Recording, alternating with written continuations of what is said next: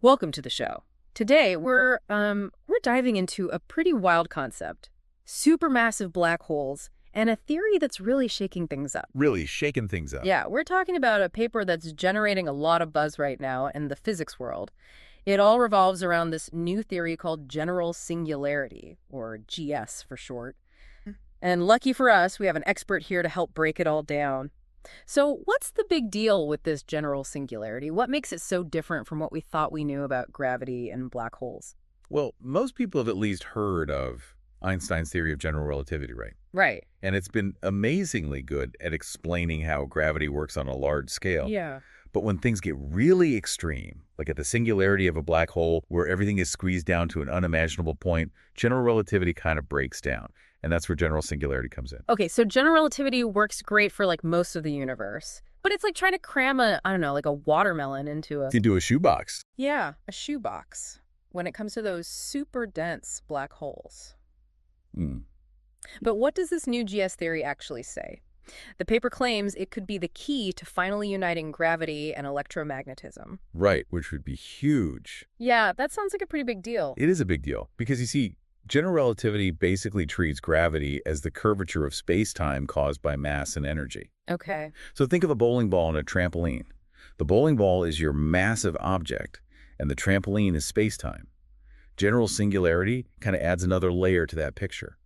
Imagine now that bowling ball is spinning really fast, creating sort of whirlpool effect around it in the fabric of the trampoline. So instead of just a dent in the trampoline, we now have this like spinning, swirling mess. Exactly, and that's GS introducing the concept of torsion, which is like a twist in space-time, Okay. and also electromagnetic vortices, these swirling energy fields around black holes. Wow, and you're saying that these swirling energy fields could be the key to linking gravity and electromagnetism? That's the idea.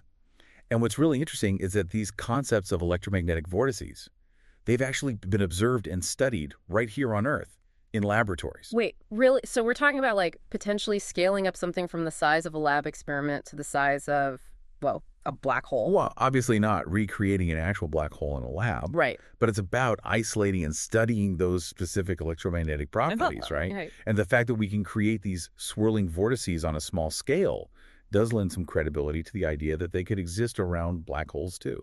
Okay, so we have this new theory, general singularity, and it's trying to explain what happens at these like utterly extreme points in the universe where our old theories break down. And it's even been like, at least partially backed up by experiments in a lab. That's really cool. But where does this galaxy NGC 1068 fit into all of this? NGC 1068, that's our real-world testing ground for general singularity. It has a supermassive black hole at its center. And, well, there's some pretty weird stuff happening there. Okay. I am intrigued. Lay it on me. What's so weird about NGC 1068? Astronomers have detected a surprisingly high number of neutrinos coming from NGC 1068. Okay.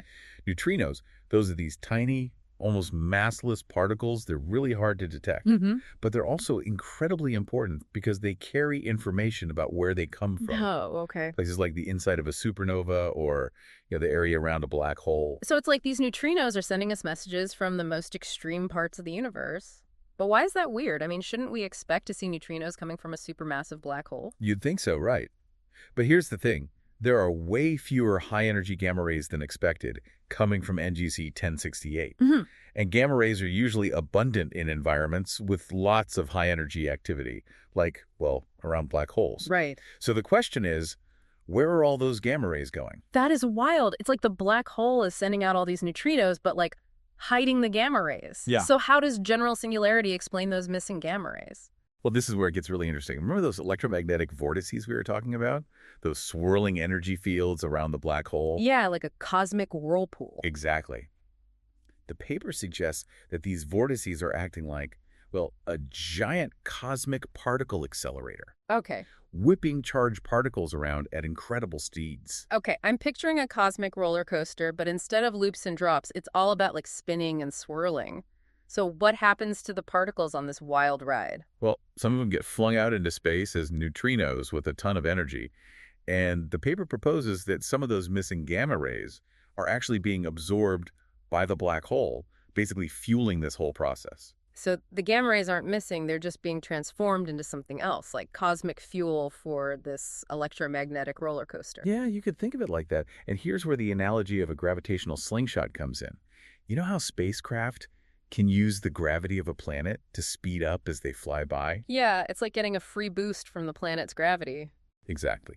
So this paper is proposing a similar kind of mechanism, but with electromagnetism instead of just gravity. Okay. Charged particles get caught in those electromagnetic vortices, get spun around super fast, and then some eventually get flung out as those high-energy neutrinos. Okay, so instead of a planet's gravity, it's the electromagnetic forces near the black hole that are like really kicking things into high gear. This is mind-blowing. But what does it all actually mean? Why should we care about these neutrinos being blasted out of black holes billions of light years away? That's a great question. It's easy to get lost in the, really wild physics of it all, but there are some potentially big implications here. First, those neutrinos carry information. Okay. They carry information about where they came from, those supermassive black holes. Hmm.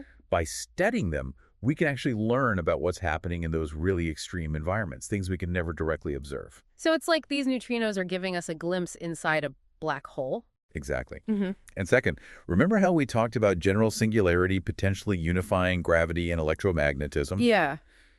If this theory is correct, it could totally change our understanding of how the universe works on the most fundamental level. So this isn't just about black holes anymore. It's about understanding, like, the very fabric of reality. Exactly. And it gets even wilder. General singularity doesn't just stop at black holes. It suggests that space itself might not be empty, but could actually transform into energy, particularly near the intense gravity of a black hole. Hold on. Space itself transforming into energy. You're going to have to break that down for me. Okay, so imagine the fabric of spacetime, that trampoline we keep talking about. Okay, yeah. General singularity suggests that in super extreme conditions, like those you'd find near a black hole, the fabric of spacetime itself can actually become distorted and even transform into a different form of energy. So space isn't just the stage. It's like an active participant in the cosmic dance. Exactly. And this whole idea of space transforming into energy, it might actually be connected to one of the biggest mysteries in physics, dark energy. Dark energy, you mean that mysterious force that seems to be pushing everything in the universe apart? Oh, yes. We still have no idea what dark energy is. But some theories suggest that it could be related to the properties of space-time itself. In general singularity, with these ideas about space transforming into energy, could offer a new way to look at this mystery. Okay, so we've gone from black holes to neutrinos to dark energy. And my head is officially spinning. This general singularity, it sounds like it has the potential to, like, completely rewrite physics textbook. It certainly has the potential. Yeah. But as with any scientific theory, it needs to be rigorously tested. Some more observations, more experiments. What's next? Exactly. Astronomers are definitely keeping a close eye on NGC 1068 and other objects like it. They're searching for more clues about those missing gamma rays and the super energetic neutrinos. And in the lab. Scientists like Fabrizio Tamburini are going to keep pushing the boundaries of what's possible, recreating those mind-boggling electromagnetic vortices and studying them in more detail. His work is incredible. By actually creating these vortices in the lab, we're sort of getting a sneak peek into the physics that might be happening near a black hole. Wow, it's like having a miniature black hole in the lab. Yeah. But seriously, the fact that we can even try to connect these tiny experiments to something happening on such a massive scale is incredible. But what does this mean for, like, the average person who isn't a physicist studying black holes? How does any of this impact our everyday lives? That's a really fair question. And you're right, we don't interact with black holes in our daily life. But this research goes way beyond just understanding these massive objects, right? Yeah. It's about challenging us to rethink our place in the universe and the very nature of reality. Yeah, it's like I might not be using this knowledge to, pay my bills today, but it's definitely feeding my curiosity. It reminds me that there's so much more out there to explore. It's humbling and exciting at the same time. It is. It's about pushing the boundaries of human knowledge and understanding.